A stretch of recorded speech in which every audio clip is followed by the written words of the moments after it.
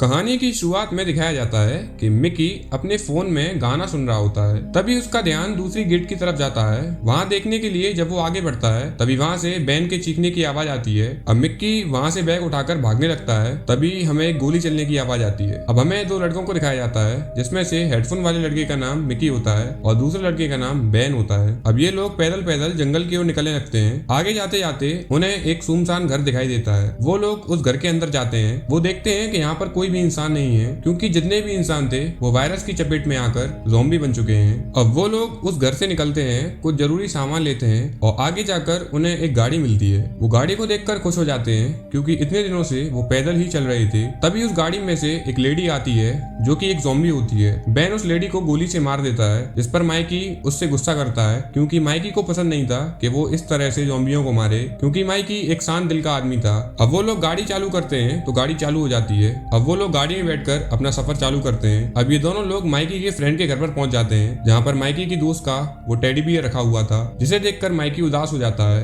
वो वहां पर कुछ खाने पीने का सामान लेता है और बाहर आकर टेबल पर बैठ जाता है।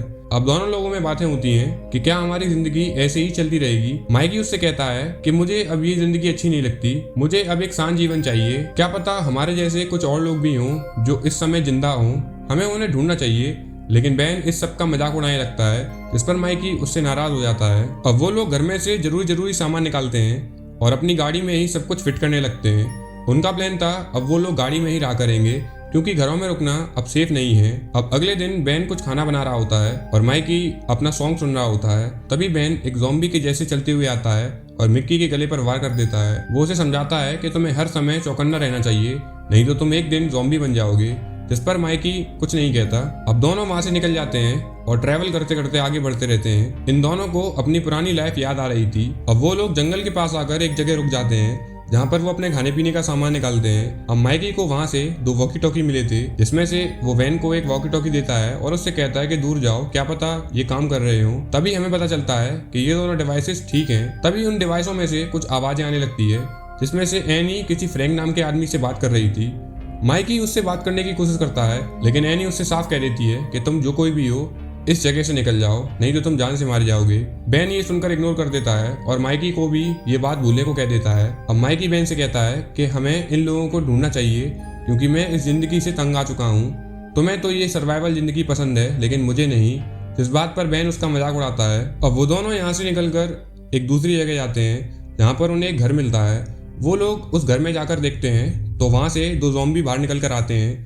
बैन उन्हें मारने के लिए आगे बढ़ता है लेकिन माइकी उसे ऐसा करने से रोकता है, लेकिन बैन फिर भी उन्हें जान से मार देता है जिस पर माइकी दोबारा गुस्सा हो जाता है। अब एक जगह रुककर वो लोग नहा रहे होते हैं। तभी माइकी अपनी गाड़ी में बैठकर गाना सुन रहा होता है।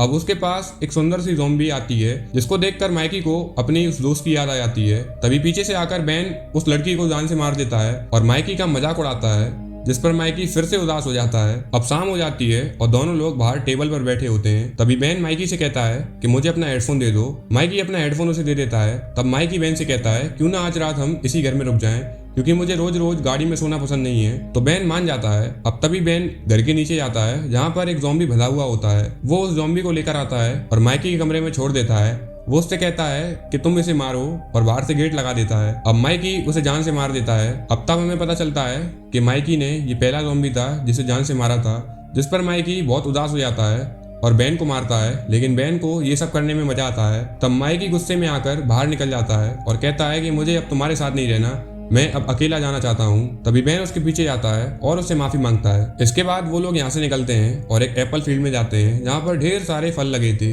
वो लोग जी भरकर फल खाते हैं और उन्हीं फलों से खेलते भी हैं। अब ये सब करके वो लोग तंग आ चुके थे। वो अपनी गाड़ी निकालते हैं और इस शहर से बाहर जाने की सोचते हैं। तभी वो उन्हें रास्ते में एक अनजान गाड़ी दिखती है। बैन उसका बोनट चेक करता है तो उसे पता चलता है कि ये गाड़ी तो गर्म है, जरूर यहाँ पर कोई आसपास इंसान होगा। वो बैन से कहता है कि गाड़ी से कंटेनर निकालो, हमें इसमें से फ्यूल ले लेना चाहिए।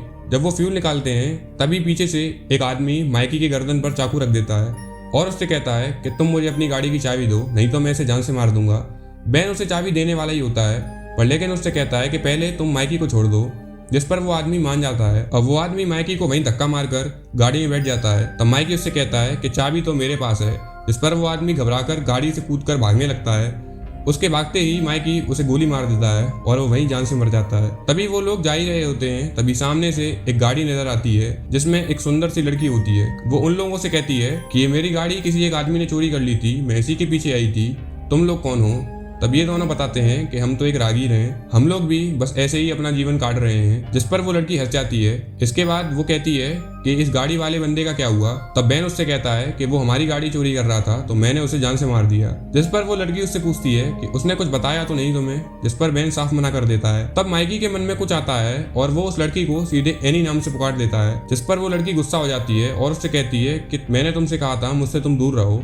तभी वो अपनी गन निकालती है और बेन के पैर में गोली मार देती है, जिस पर बेन घायल हो जाता है। वो उसकी गाड़ी की चाबी भी बाहर पार्क में फेंक देती है और उन्हें इसी हालत में छोड़ देती है। अब माइकी वो चाबी ढूंढता है लेकिन शाम हो जाती है तो उन्हें चाबी नहीं मिलती। अब दोनों डिसाइड करते हैं कि वो आज रात इसी गाड़ी में सो जाएंगे। वो लोग गाड़ी के अंदर आकर दरवाजा लॉक कर सो जाते हैं, लेकिन उनके आसपास ढेर सारे ज़ॉम्बी आ चुके थे। वो उनकी खिड़कियों पर बार बार आवाजें निकाल रहे थे, जिससे माइकी को नींद नहीं आ रही थी। तो वो अपना हेडफोन लगाता है और वहीं सो जाता है। अब सुबह होती है तो बेन माइकी से कहता है कि क्यों ना अब तुम सनरूफ खोलकर बाहर जाओ और जाकर उस चाबी को ढूंढो। लेकिन माइकी कहता है कि नहीं, अभी सारे ज़ॉम्बी बाहर ही हैं और हम मारे जाएंगे। उन लोगों को भी पता था कि अब उनके पास ज्यादा समय नहीं है, वो लोग ऐसे ही मरेंगे। तो वो लोग पार्टी करते हैं, खूब दारू पीते हैं और बहुत सारे गेम्स भी खेलते हैं। लेकिन एक समय के बाद वो इन सब चीजों से तंग आ जाते हैं।